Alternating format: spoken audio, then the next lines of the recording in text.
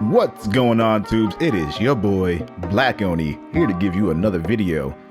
What we're going to talk about today is something that I feel more people should be talking about. Black Oni.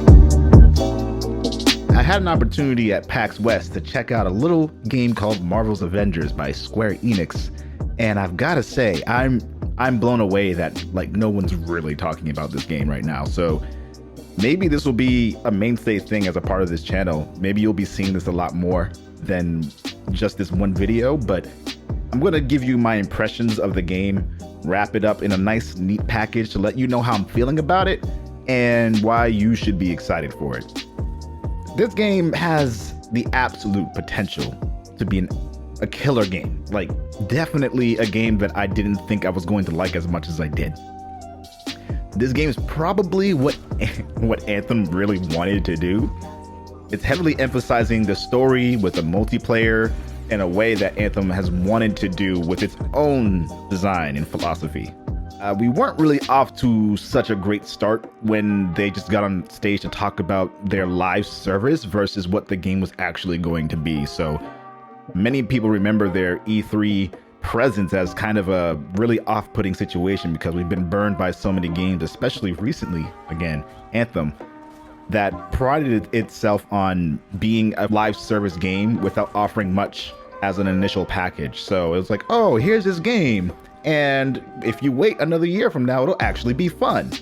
That's not what people wanted, and people were obviously upset about that. So they really weren't off to a great start, but I can tell you, I got some behind the scenes looks at what they're looking to do in the future, and I got to play the game hands-on on a PS4 Pro. There are 5 playable characters at the start. I don't know if there are going to be any more when you first get the game, but the 5 that you get all play pretty differently. So their control schemes are very similar in the sense of obviously left analog stick is to move, X is to jump, etc., etc. But how you play the characters is vastly different. So let's say, for example, Captain America and Black Widow. They were amongst some of my most fun characters to play as, mostly because of their agility, their nimbleness, and how real, I guess, in a way, their combat felt. Obviously Captain America and Black Widow are super soldiers, so what they're going to be doing against other enemies is going to be kind of contingent on their ability as super soldiers, right? Whereas the Hulk, for example, he's this massive, literally hulking character who just beats the crap out of people and throws them around. So we'll go into details more about how they're all different, but it felt more grounded to play as Cap and to play as Black Widow, because at least in that situation, they have to put a little bit more effort in to defeat the kind of basic grunt enemies versus someone like Thor or Hulk. They don't really have to try that hard to fling people around, So that was one kind of thing that I noticed about the experience. Thor was third on my list in terms of characters I liked playing as the most, and the Hulk was last, with obviously Iron Man being right after Thor. And that's not to say that any of these characters didn't feel fun to play. I was actually really, really enjoying my time with each of these characters. That's just kind of how I felt in terms of immediate connection to the characters and how they felt to play and what they did when you press certain buttons. So let's talk a little bit about Captain America, since he was one of my favorite to play as. Captain America could throw his shield, and he can charge it similar to how Thor charges his hammer toss. And it's very similar to how a game like, Warframe, where you have the glaive, you can hold the glaive and you can throw it, and throwing it after holding it does more damage. And it's very similar to how Kratos is in the new God of War, where he throws his axe and recall it at any time. Thor does the same thing. With Captain America, his was less about calling it back at a certain time as it'll automatically come back to you after hitting either 1 or 2 enemies, depending on what's going on. Very, very fun to play as both of those characters, and for me, Captain America felt more fluid, fast, and nimble to navigate around the map, even though he can't fly like Thor can. Thor can stay airborne as he combos and can fly, so that's also another layer to the character that makes him different than Captain America. Iron Man, for example, had plenty of projectiles and up-close abilities, but we also learned further on when we were talking to the devs that once you build these characters out in a specific way, and I'll go into detail a little bit more about that, you will have access to a lot more abilities and a lot more progression trees for each of those characters. So let's take, for example, Iron Man. His whole thing is that he can do melee, he can do ranged as well, and he can do like in crowd control. So he has the ability in the team to really play as either three of those roles in a way.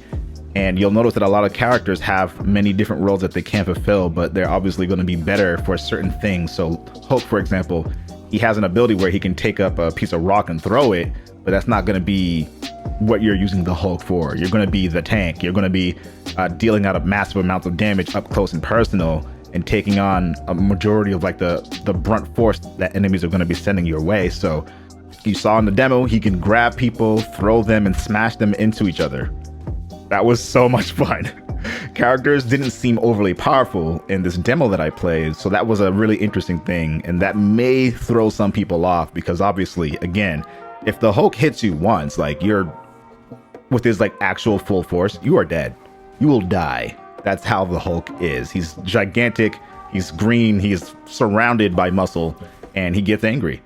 I found that kind of disconnect a little bit noticeable in that sense, but at the same time, like we play plenty of games where that's the case too, like people getting shot in the face in Division or Destiny, and you know, it's part of the kind of RPG mechanic of things. The stronger you get, the more damage you're going to do with each attack. Black Widow, I mentioned before how she was one of my favorite to play as. She has dual pistols and a grapple hook. She's fearless, she's elegant, and she's just exactly what you would want Black Widow to be as a character in terms of how she moves, what her ultimate ability is, which is going invisible and basically just having free range to just wreck anybody's face. So good. As far as I know, most attacks were cancelable. So this was kind of a stark contrast to another game that I played at PAX West, which, you know, for those of y'all who didn't know, we're going to talk about this in another video, Final Fantasy VII Remake. So in Final Fantasy VII Remake, if you initiate an attack or a movement, you are locked into that movement and you have to kind of live with that. With the Avengers, you can cancel out of most, if not all, of your attacks at any point and keep the momentum going. It's an extremely fluid system and it feels really great to play. My only complaint was that there wasn't a dedicated lock-on button. I do believe that if you hold down, it was either R2, I think it was R2 or R1, that'll go into your block stance and that will allow you to lock on to enemies. But that was literally the only actual issue I had, like with the camera, for example, with playing the game. The camera can be a little bit problematic in that way. It wasn't exactly clear, at least in the tutorial, that how to control the camera and how to keep it locked behind you while you're trying to focus on one enemy.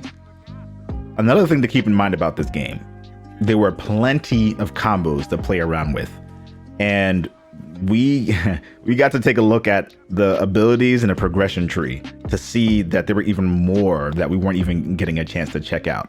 So speaking in terms of progression, there were 4 main types of progression. One is through experience, which there are several branching trees to advance per character. So when I say several branching trees, I mean there's a menu that you go to upgrade your character. In that menu, there were about 3 or 4 tabs that we were able to see in the presentation that they showed us that had their own set of skill trees in them. So think of one tab, right? One tab has all melee stuff. And in the melee stuff, there's 3 or 4 different main trees within that you can upgrade down.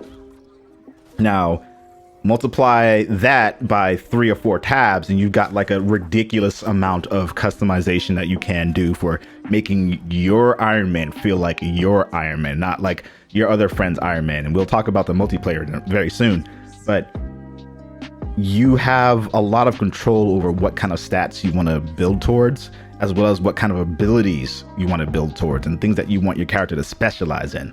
So it's actually sounds very promising. Another sense of progression is through cosmetics. These cosmetics and costumes as well as gear, you can unlock just by playing the game. Now, there are going to be some costumes that you'll have to pay for. I don't know how many there will be, but they said that they're looking to reduce the amount of paid cosmetics that will be in the game in comparison to what you can unlock just by playing. So that sounds promising to me. One of the beautiful things about the Spider-Man game, for example, is aside from the DLC that you had to buy for the new additions to the game, you didn't really have to worry about, oh, do I have to pay in order to get this costume? Because all the main costumes throughout the game you just get by playing or by doing certain challenges. So that was a nice welcome addition. Another sense of progression is the loot. That's right, I said loot. This game has its own dedicated loot system.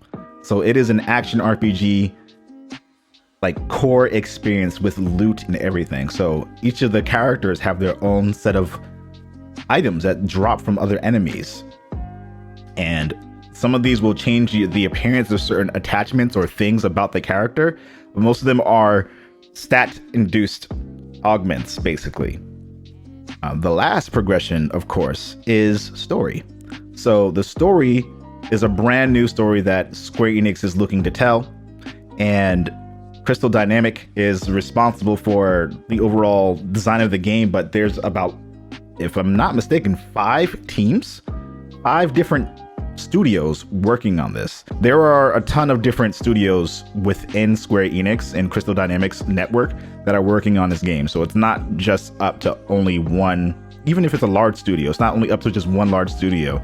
It's many of them working together to make this what seems to be a beautiful harmony.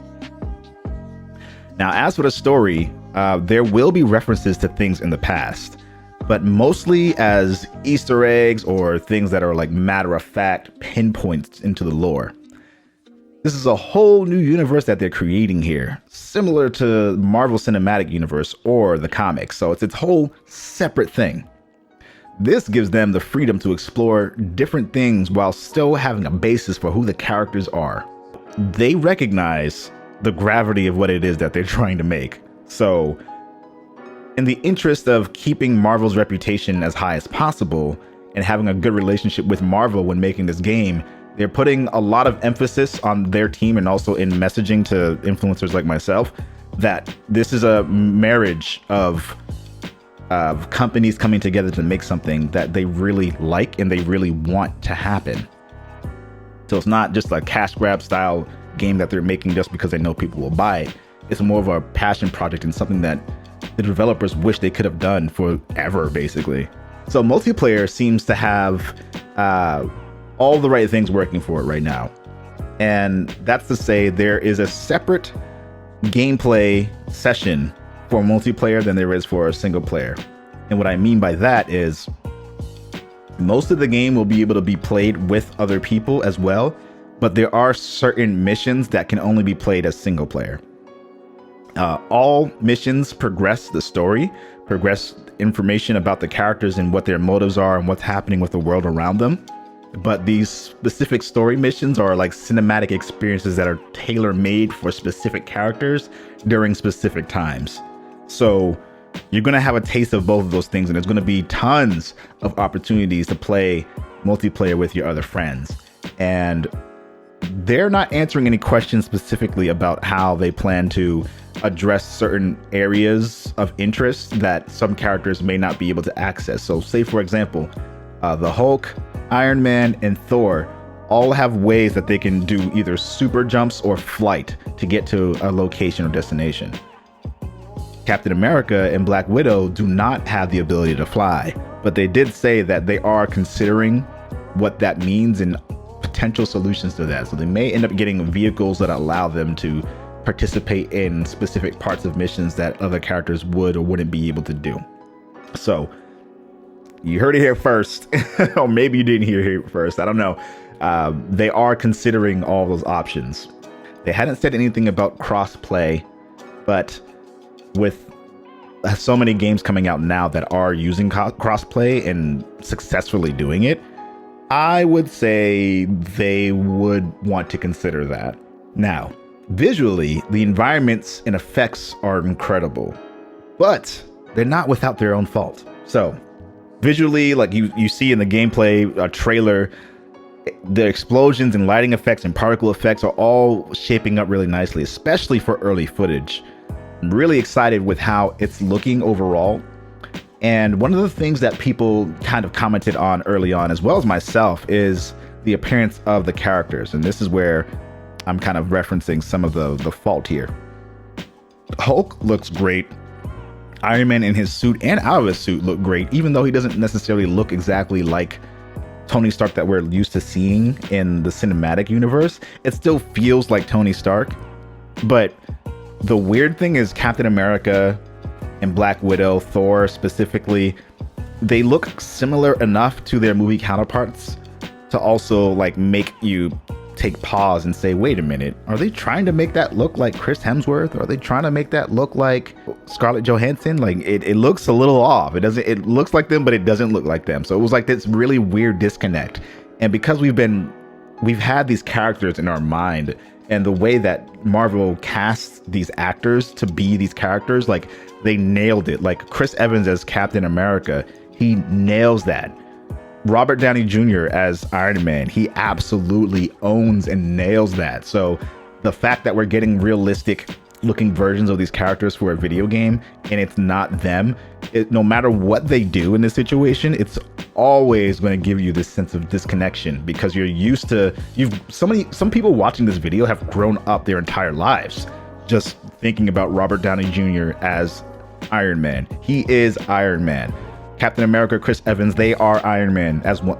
They are Captain America as one person. So I think we just need to accept the fact that these characters are going to look different, and I think they'll grow on us over time. Initially, people aren't going to be receptive of it still, but I think with time it will start making a lot more sense, if that makes any sense. And that's mainly what I wanted to talk about with this video. Why I think more people should be talking about the Avengers game coming, why I'm excited, why I'm hopeful.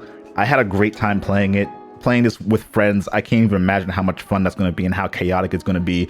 There are so many things that we didn't touch on today in terms of like specifics on the combat, but we're going to get to all that. If people love this video, please let everyone else know about it. Please let everyone know that this game that's about to come out, it's got to be good. Like it has to be. It feels like it's going to be good. So with that said, I want to take a moment to thank you all so very much for watching the video. And if you enjoyed it, make sure to press the like button and subscribe to stay tuned to everything else coming to the channel. I do plan to do a lot more gaming content on here. So with that said, take care, be awesome, game on, and Black Oni out.